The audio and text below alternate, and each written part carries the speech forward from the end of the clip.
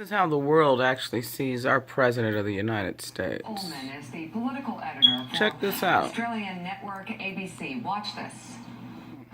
What we already knew, Barry, that the President of the United States has a particular skill set, that he's identified an illness in Western democracies, but he has no cure for it and seems intent on exploiting it. And we've also learned that he has no desire and no capacity to lead the world. The G20 became the G19 as it ended. On the Paris Climate Accords, the US was left isolated and friendless. But given that that was always going to happen, a deft president would have found an issue around which he could rally most of the leaders. And he had the perfect one, North Korea's missile tests. So where was the G20 statement condemning North Korea, which would have put pressure on China and Russia? Other leaders expected it. They were prepared to back it, but it never came. There's a tendency among some hopeful souls to confuse the speeches written for Trump with the thoughts of the man himself.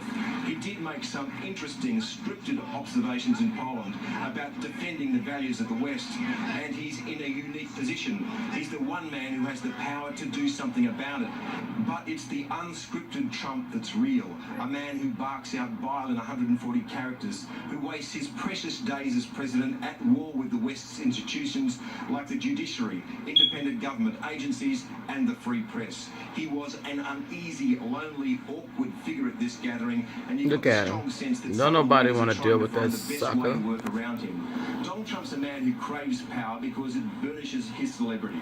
To be constantly talking and talked about is all that really matters, and there is no value placed on the meaning of words. So what's said one day can be discarded the next. So what did we learn? We learned that Donald Trump has pressed fast forward on the decline of the United States as a global leader. That's what he's done. He managed to isolate his nation, to confuse and alienate his allies, and to diminish America. He will cede that power to China and Russia, two authoritarian states that will forge a very different set of rules for the 21st century.